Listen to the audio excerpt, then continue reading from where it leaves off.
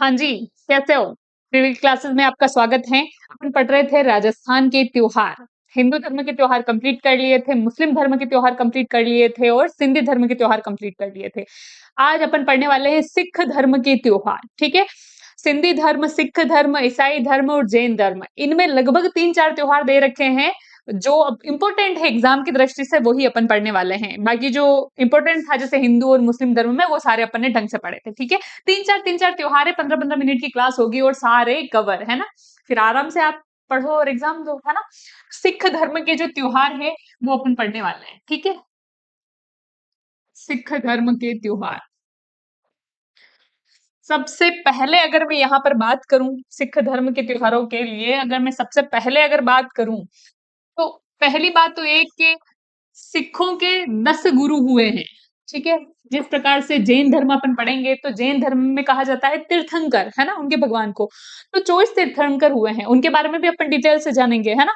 और यहाँ पर बता रही हूँ कि सिख धर्म में 10 गुरु हुए हैं, है ना। सिख धर्म में क्या हुए हैं? 10 गुरु। पहले 10 गुरुओं के अगर अपन नाम देखते हैं और कौन सा गुरु ने क्या क्या मतलब महत्व, कौन से गुरु का क्या क्या महत्व है, कौन से गुरु ने क्या क्या भूमिका निभाई है, ठीक है, उनके बारे में अपन बात करेंगे।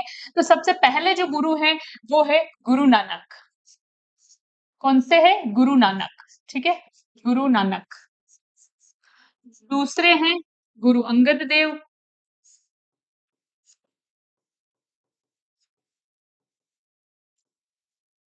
तीसरे हैं गुरु रामदास।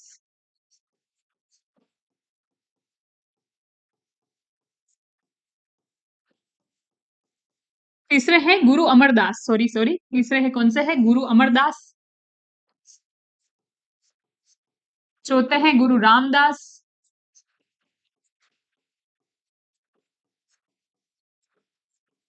पांचवे हैं गुरु अर्जुन देव। गुरु अर्जुन देव। छठवें हैं गुरु हरगोविंद।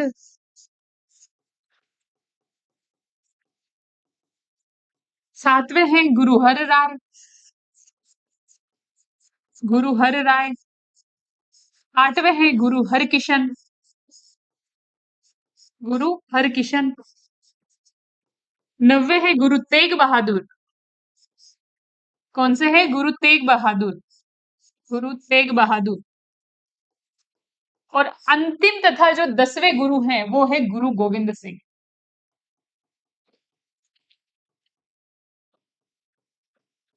गुरु तेग बहादुर 90 गुरु थे और इनके बेटे हैं कौन? गुरु गोविंद सिंह, ठीक है।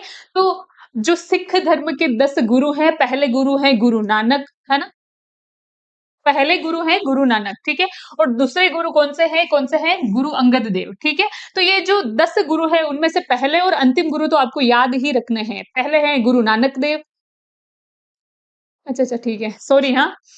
पहले गुरु है गुरु नानक, ठीक है, गुरु नानक देव या फिर गुरु नानक। दूसरे जो गुरु है वो है गुरु अंगद देव, ठीक है। और तीसरे गुरु है गुरु अमरदास। चौथे हैं गुरु रामदास। पांचवे है गुरु अर्जुन अर्जुन देव। छठवे हैं गुरु हरगोविंद, है ना।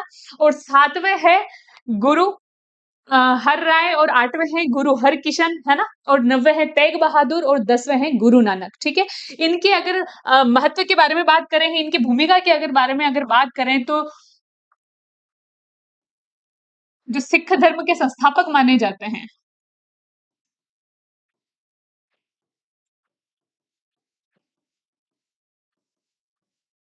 वो माने जाते हैं गुरु नानक।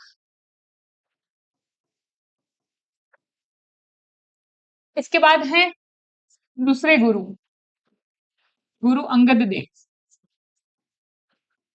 गुरु अंगद देव ने गुरुमुखी लिपि का विकास किया था। जैसे अपनी होती है ना देवनागरी लिपि, वैसे ही गुरुमुखी जो लिपि है उसका विकास किया था।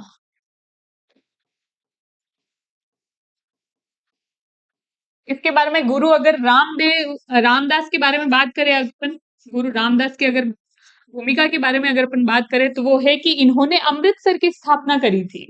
अमृतसर जो कि पंजाब में है, जहां पर जलियांवाला बाग हत्याकांड हुआ था 13 अप्रैल 1919 को, ठीक है। तो अमृतसर की स्थापना की थी और अमृतसर का नाम भी अमृतसर किसने रखा था? गुरु रामदास ने, ठीक है। इसके बाद है गुरु गोविंद सिंह, जो कि सिखों के 10वें तथा अंतिम गुरु हैं। इन्होंने खालसा पंथ की स्थापना करी थी। खालसा पंथ की स्थापना करी थी। इसके बारे में डिटेल से पढ़ेंगे कि खालसा पंथ क्यों स्थापित किया गया, उसका उद्देश्य क्या था, है ना? क्यों इसे स्थापित किया गया था, किसने स्थापना करी थी, कब करी थी और उसका उद्देश्य क्या था, ये अपन त्योहारों में आगे पढ़ने वाले हैं, ठीक है? तो ये चीज आपको ध्यान रखनी है, इनके जो महत्वपूर्ण जो योगदान है। एक और है गुरु हरगोविंद सिंह, है ना, जो कि छठवें गुरु हैं, गुरु हरगोविंद सिंह। गुरु हरगोविंद सिंह, इन्होंने दी थी मीरी और पीरी की अवधारणा, ठीक है? सिखों के जो गुरु हैं गुरु हरगोविंद सिंह, उन्होंने मीरी और पीरी की अवधारणा दी। मीरी का अर्थ होता है सांसारिक शक्ति और पीरी का अर्थ होता है आध्यात्मिक शक्ति। अर्थात गुरु जो हरगोविंद सिंह है, उन्होंने सिखाया है ना अपने लोगों को, क्या अपनी जनता को क्या सिखाया कि किस प्रकार से सांसारिक शक्ति और आध्यात्मिक शक्ति में संतुलन बनाए रखना है। सांसारिक शक्ति मतलब आप देखो ना, सिख हर एक चीज में आगे हैं, है ना? आर्थिक चीज में देख लो उनका, है ना, आर्थिक स्थिति देख लो, उनकी राजनीतिक स्थिति देख लो, उनकी सामाजिक स्थिति देख लो। और एक तरफ पीरी मतलब आध्यात्मिक शक्ति की, ईश्वर से किस प्रकार से जुड़ा हुआ रहना है ना? किस प्रकार से सत्य की राह पर चलना है ना? अच्छे कर्म करने हैं, जनता के कल्याण में काम करना है, ये सारे। तो इन दोनों के बीच में संतुलन कैसे स्थापित करना है, ये गुरु हरगोविंद ने बताया था। ठीक है? तो सिखों के 10 गुरु हुए हैं, गुरु नानक, है ना? पहले गुरु हैं और अंतिम गुरु है गुरु गोविंद सिंह, ठीक है? 90 है गुरु तेग बहादुर सिंह, दूसरे हैं गुरु अंगद देव, जिन्होंने गुरुमुखी लिपि का विकास किया था, है ना?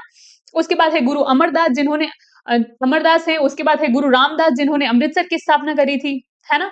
और उसके बाद है गुरु कौन से, अमरदास, रामदास, है ना? फिर उसके बाद हरगोविंद देव और उसके बाद अंगद देव, ये सारे जो भी है के जो पहले गुरु हैं, उनके जो 2 त्योहार हैं, वो 2 गुरुओं पर डिपेंड है। पहले मैंने बताया आपको कि जो पहले गुरु हैं वो गुरु नानक है और अंतिम गुरु है वो गुरु गोविंद सिंह है। तो 2 त्योहार तो ऐसे आपको याद रखने हैं कि पहला त्योहार है वो कौन-सा है, गुरु नानक जयंती। कौन-सा है, गुरु नानक जयंती।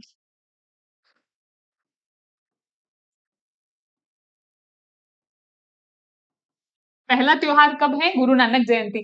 ये कब मनाया जाता है, तो ये मनाया जाता है कार्तिक पूर्णिमा।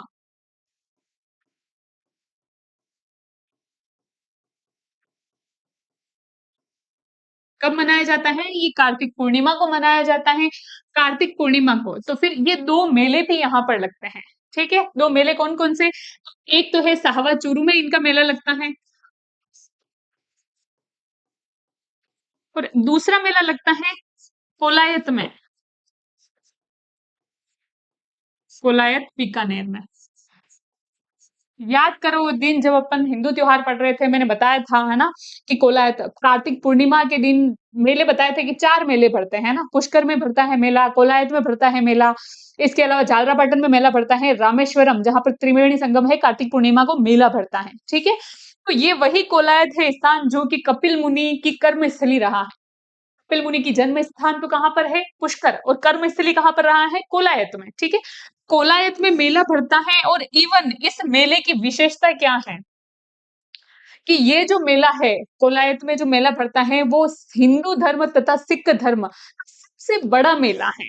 कौन सा, इस मेले की जो विशेषता है वो क्या है, हिंदू तथा सिख धर्म का सबसे बड़ा मेला है। अब क्वेश्चन है आपके लिए कि राजस्थान, राजस्थान का है ना, राजस्थान हिंदू तथा सिख धर्म का सबसे बड़ा मेला है। अब मैं क्वेश्चन आपसे पूछूं कि राजस्थान का सिखों का सबसे बड़ा मेला कौन सा है ना? तो वो है बुड्ढा जोहड़ मेला। श्रावण अमावस्या मैंने आपको पढ़ाई थी, है ना, और उसमें 3 हरियाली अमावस्या, उस दिन 3 मेले भरे थे। एक तो फतेह सागर मेला उदयपुर में, है ना, और दूसरा था मंगलियावास अजमेर में, जहां पर 2500 साल पुराना खेजड़ी का वृक्ष भी प्राप्त हुआ है ना, कल्प वृक्ष मेला अजमेर, मंगलियावास अजमेर में। और फिर तीसरा था बुड्ढा जोहड़ मेला, ठीक है? बुड्ढा जोहड़ एक व्यक्ति का नाम है, तो वो मेला राजस्थान का सिखों का सबसे बड़ा मेला है। और ये कौन सा है, हिंदू प्लस सिख धर्म का सबसे बड़ा मेला राजस्थान का, ठीक है? तो ये चीज ध्यान रखनी है। जो पहला त्योहार है वो कंप्लीट हो गया है, गुरु नानक जयंती। पहले गुरु के नाम पे और अंतिम गुरु गुरु गोविंद सिंह के नाम पे 2 त्योहार है, वो आपको याद रखने हैं। पहला कंप्लीट हो गया, इसके बाद है दूसरा।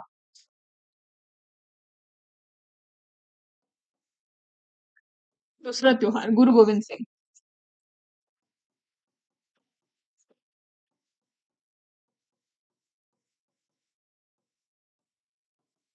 ये मनाई जाती है पोष शुक्ल सप्तमी को।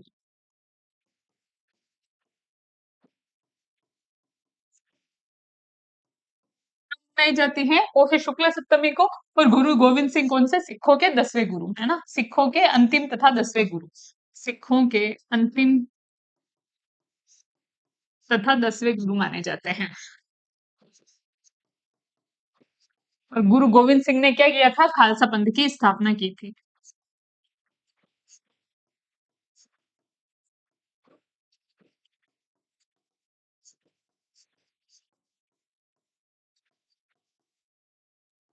ठीक है, तो दो त्योहार है सिख धर्म के, वो इतने से में अपने कंप्लीट कर लिए हैं। इसके बाद त्योहार है वो आता है लोहड़ी का त्योहार। ठीक है, तो तीसरा त्योहार है वो आता है लोहड़ी का त्योहार, और ये मनाया जाता है 13 जनवरी को।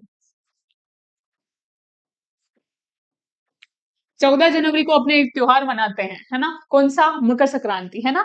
तो 14 जनवरी से एक दिन पहले आ रहा है, तो इसकी विशेषता क्या हो गई? मकर संक्रांति से ये एक दिन पहले मनाया जाता है, और जो शीत ऋतु होती है उसके समापन का प्रतीक है, और ग्रीष्म ऋतु के शुरू होने का ये प्रतीक है। ठीक है, 13 जनवरी, जनवरी लगभग फरवरी होते होते तो सर्दी चली जाती है, गर्मी आ जाती है ना। तो वैसे ही कि ये है कि गर्मी आने लगती है, तो शीत ऋतु के समापन का प्रतीक है, और ग्रीष्म ऋतु के आगमन का प्रतीक है ये। कौन? जो लोहड़ी का त्योहार है। इसके अलावा मकर संक्रांति से एक दिन पहले मनाया जाता है, या फिर रबी की फसल है जैसे गेहूं जो है ना, तो रबी की फसल के अंत का भी ये प्रतीक है। तो लोग जैसे रबी की फसल खत्म हो गई, अंत हो गया उसका, तो फिर खुशियां मनाते हैं, है ना।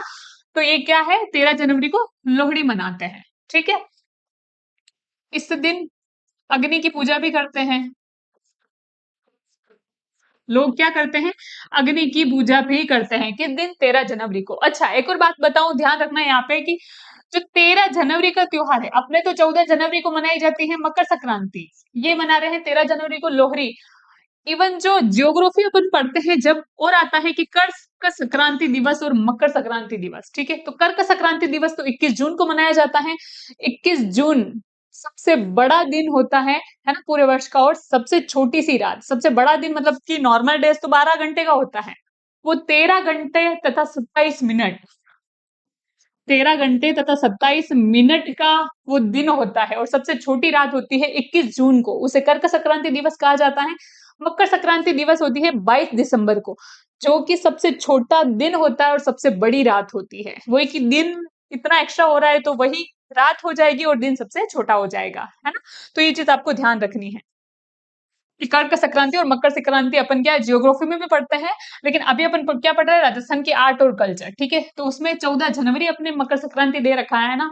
उस दिन ये है ना कि पतंग उड़ाते हैं, है ना, दीपदान महोत्सव किया जाता है, या फिर दान दिया जाता है, पुण्य का काम किया जाता है, ये सारी चीजें। ठीक है, तो लोहड़ी मनाई जाती है 13 जनवरी को। क्यों मनाई जाती है? इस दिन अग्नि पूजा भी की जाती है, इसमें गुड़ और तिल वगैरह डाल के ये क्या, ये उत्सव को मनाते हैं।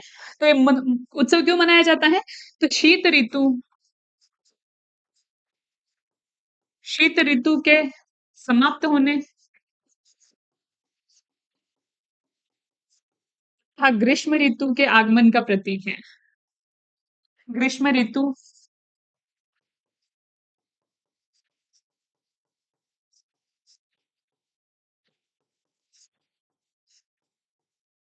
क्या है? आगमन का प्रतीक है। ये बात मैंने आपको क्लियर कर दी है। तो दूसरी चीज क्या है कि रबी की फसल के अंत की फसल के अंत का जश्न है ये, अंत का जश्न। ये चीज आपको ध्यान रखनी है। लोहड़ी का जो त्योहार है उसके पीछे एक कहानी है। लोहड़ी का त्योहार मनाते समय दूल्हा भट्टी के गीत गाए जाते हैं। ये दूल्हा भट्टी के गीत जो कि वीरता के प्रतीक माने जाते हैं। ऐसा कहा जाता है कि मुगल बादशाह अकबर के समय, है ना, उनके समकालीन था ये दूल्हा भट्टी। ठीक है, क्यों कहा जाता है? क्या बता रहे हैं कि लोहड़ी के दिन क्या किया जाता है कि दूल्हा भट्टी के वीरता के गीत गाए जाते हैं ना, दूल्हा भट्टी के गीत गाए जाते हैं जो कि वीरता का प्रतीक है। ऐसा कहा जाता है कि मुगल बादशाह अकबर के समकालीन थे दूल्हा भट्टी, है ना। और पंजाब के एक लोक नायक भी थे। बात ऐसी होती है कि अकबर के समय में जो अमीर व्यापारी थे, वो लड़कियों को बंदी बनाते थे, गुलाम बनाते थे, और उसके बाद उन्हें क्या करते थे? उनका व्यापार करते थे, उन्हें बेच दिया करते थे। लेकिन दूल्हा भट्टी ने उन लड़कियों को उन मुगल बादशाहों के जंजाल से छुड़ाया, उनकी शादियां करवाई, है ना? और उन्हें नए जीवन की शुरुआत करने की प्रेरणा दी।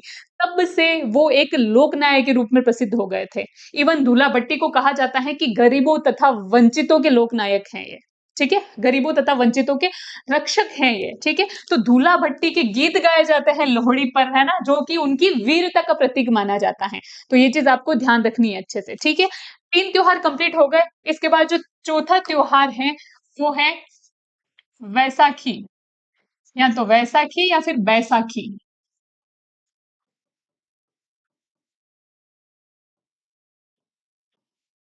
ये कब मनाया जाता है? तो ये मनाया जाता है 13 अप्रैल को। वो 13 जनवरी को तो, ठीक है? कौन सा लोहड़ी त्योहार 13 जनवरी को, ये मनाया जाता है 13 अप्रैल को, ठीक है? बैसाखी का जो त्योहार है ये पंजाबियों का, पंजाब का, यहाँ पे पंजाब के लोगों का, ये सही रहेगा, है ना? पंजाब के लोगों का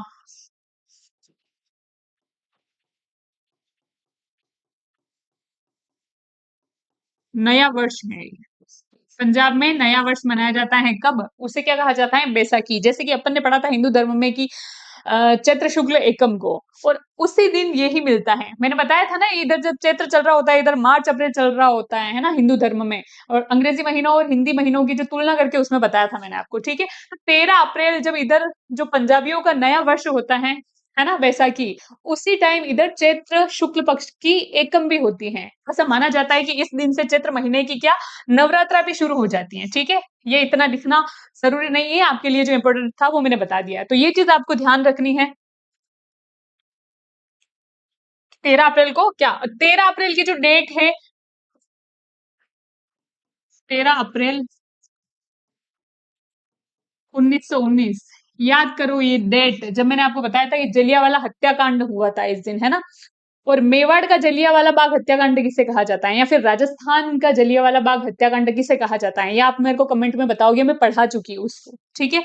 तो 13 अप्रैल 1919 को तो हुआ था क्या, जलियांवाला बाग हत्याकांड। जलियांवाला बाग हत्याकांड। ये जो 13 अप्रैल को जो त्योहार मनाया जाता है बैसाखी का, इसके पीछे जो कारण है वो है खालसा पंथ की स्थापना। खालसा पंथ की स्थापना। खालसा पंथ की स्थापना, जो सिखों के 10वें गुरु है गुरु गोविंद सिंह, है ना? 9वें गुरु तो थे तेग बहादुर, 10वें गुरु थे गुरु गोविंद सिंह, उन्होंने खालसा पंथ की स्थापना करी थी। खालसा पंथ की स्थापना क्यों की गई थी? स्थापना कब करी थी? 13 अप्रैल 1699, 1699, ठीक है? याद रखना, 13 अप्रैल 1919 को तो जलियांवाला बाग हत्याकांड अमृतसर जो भी सिखों से भी संबंधित है, और 13 अप्रैल 1699 को खालसा पंथ की स्थापना की थी। किसने की थी? गुरु गोविंद सिंह ने की थी।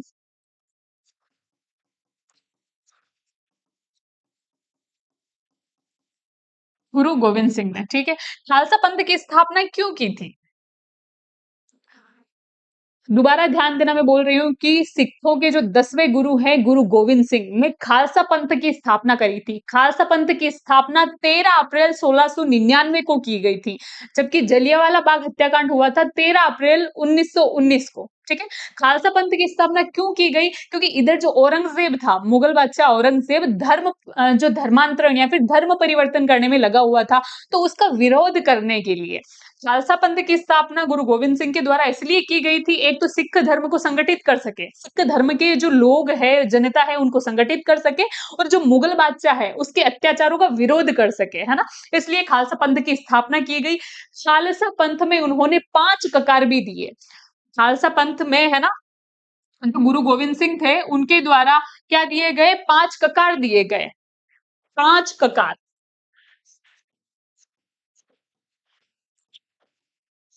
5 ककार कौन कौन से हैं?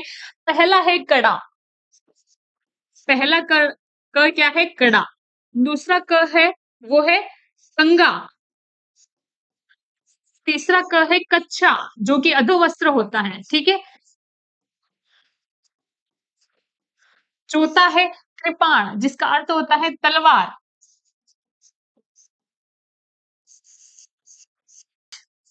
केश का अर्थ होता है बाल। सिखों के जो 10वें गुरु है गुरु गोविंद सिंह ने खालसा पंथ की स्थापना करी थी। खालसा पंथ की स्थापना 13 अप्रैल 1699 को की गई, जबकि जलियांवाला बाग हत्याकांड हुआ था 13 अप्रैल 1919 को। खालसा पंथ की स्थापना क्यों की गई? क्योंकि इधर मुगल बादशाह औरंगजेब धर्म परिवर्तन करवाने में लगा हुआ था। तो खालसा पंथ की स्थापना जो सिख धर्म के लोग हैं उनको संगठित करने तथा मुगल बादशाह के अत्याचारों का विरोध करने के लिए खालसा पंथ की स्थापना की गई थी। खालसा पंथ की स्थापना गुरु गोविंद सिंह ने करी तथा उन्होंने 5 ककार दिए थे। 5 ककार, पहला है केश, दूसरा है कंगा, तीसरा है कच्छा जो कि एक अधोवस्त्र होता है ना? और चौथा है कड़ा और पांचवा है कृपाण जिसका अर्थ होता है तलवार। एक तो होता है कृपण यानी कंजूस और एक होता है कृपाण अर्थात तलवार। गुरु गोविंद सिंह ने कहा कि ये जो 5 चीजें हैं, हमेशा अगर यदि आप एक सच्चे सिख हो तो ये 5 चीज़ें हमेशा आपके पास होनी चाहिए और आपको एक योद्धा की तरह जीवन जीना चाहिए, ठीक है? तो ये किसने दिया था? तो ये 5 चीजें आपको ध्यान रखनी है, ये 5 प्रतीक माने गए हैं खालसा पंथ के या फिर 5 ककार इन्हें कहा जाता है, ठीक है? तो जो पीछे अपन ने पढ़ा है कि जो बैसाखी का जो त्योहार है वो कब मनाया जाता है? 13 अप्रैल को मनाया जाता है। क्यों मनाया जाता है? क्यों? क्योंकि इस दिन खालसा पंथ की स्थापना हुई थी, ठीक है? खालसा पंथ की स्थापना की याद में मनाया जाता है।